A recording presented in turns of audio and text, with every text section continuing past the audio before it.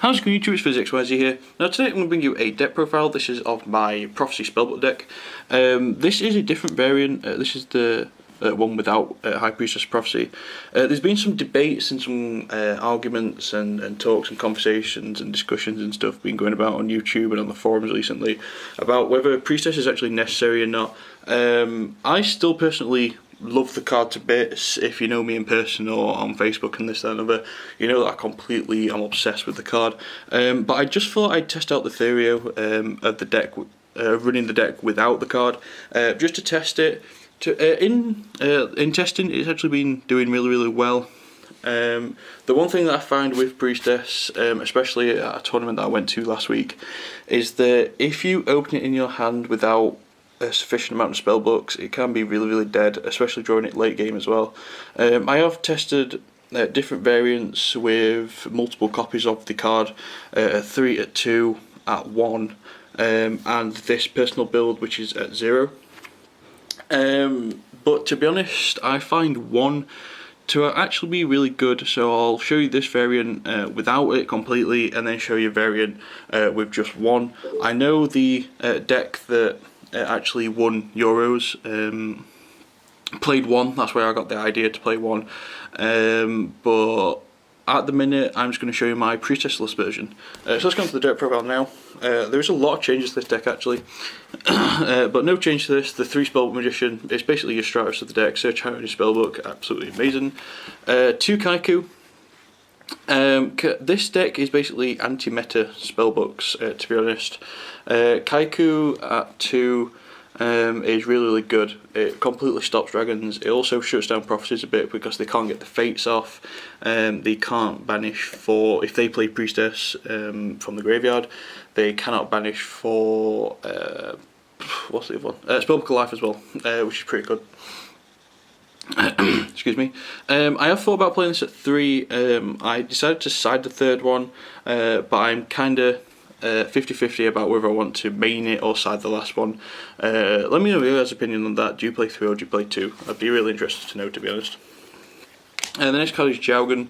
Play this at 1 because you don't like to have it in hand, you like to get it off judgment most of the time. If you have it in hand, you can have to normal summon it, or you can use this card. This is a card that I've been testing out recently, Magical Exemplar. Now I really like this card, especially if you get it off judgment and you are able to protect it for a turn, because in your turn, if you activate at least 2 spellbooks, then you can special summon any monster in this deck from your hand or grave, which is pretty cool. If, for example, in your opponent's turn, they destroyed maybe one of your 2 boss cards, your Kaiku or your Jaugen, then you are able to bring it back next turn with Exemplar. You can bring back Veilers and Synchro, but generally, if you have this on the field and are able to revive any of these 2, especially if you like normal summon this, if you have this on the field and special summon this from grave and then normal summon that Kaiku, so you actually have all 3 on the field, it's really good because they could either use Blaster's effect or whatever to maybe pop one of these 2, but next turn it will be coming back by this, so it's really good. And 1/7, it's the 2nd highest attack position monster in the deck. The next card is Tsukiyomi. Tsukiyomi is really good. It can flip down monsters which are actually bigger than anything in this deck if you don't have Star Hall or Power or something like that. You can flip down really problematic monsters. You can flip down beasts, Thunder Kings, stuff like that. A little combo that you can do this is maybe if you got a special of 2 and you special summon Magician, and you protect the Magician, then during your turn you can set the Magician with this, and then you can flip it up and get an extra search, so you can start going off again, which is really good. I've thought about playing this at 2. I know Jamie the Kid played it at 2.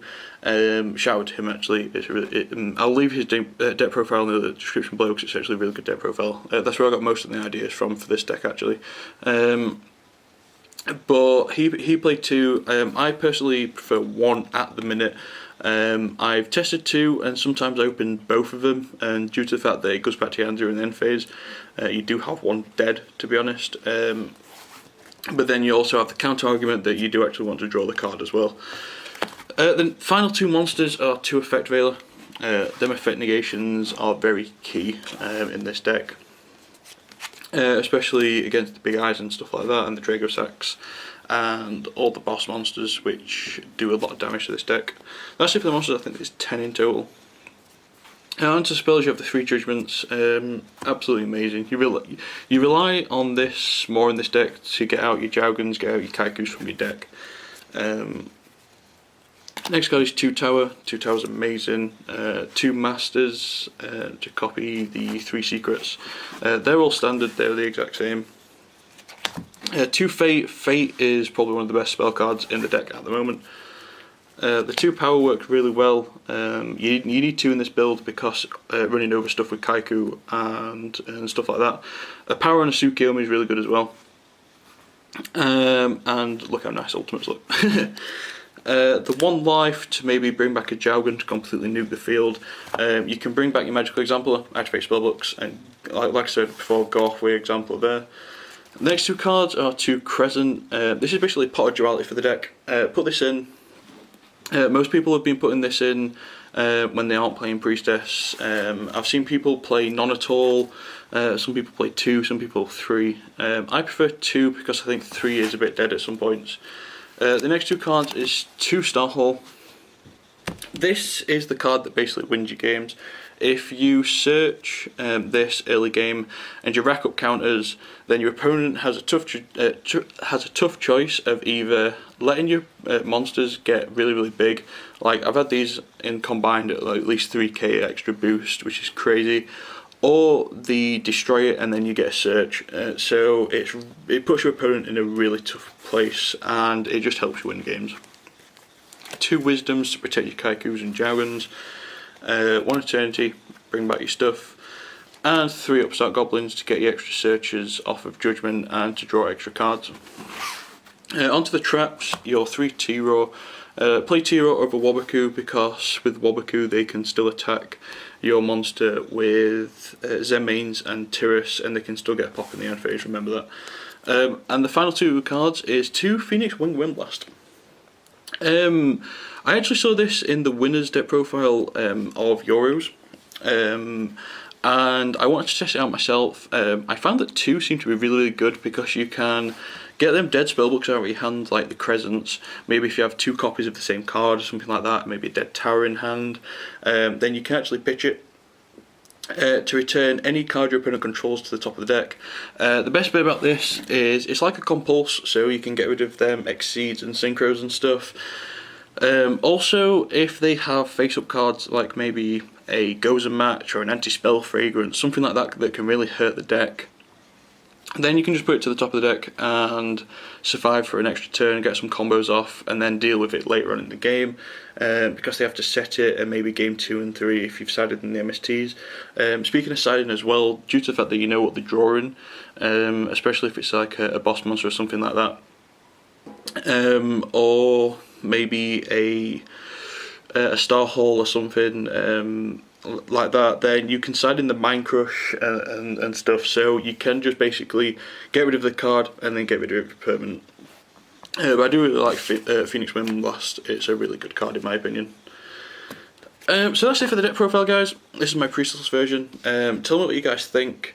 I would love to hear your advice on this deck. Like I said, this is my first build without Priestess. I will show you a build with maybe 1 or 2 Priestess in at some point in the near future, but please give me some advice on this deck. All your comments would really help me out. Other than that, guys, this has been FuzzyXYZ. Just a quick reminder, by the way, I'm nearly at 1,000 subscribers, so please keep subbing, pass it on to your friends, this and other. I will be doing a contest when I hit 1,000 to win a Drago Sack mat, which I should be getting through the post next week or sometime like that, for what I actually won at Nationals for coming in the top 182, top 128, my bad. So I will actually be giving that away in the near future, so do actually look forward to that. Other than that, guys, it's been FuzzyXYZ. Please like, comment, subscribe, and I'll see you later, YouTube.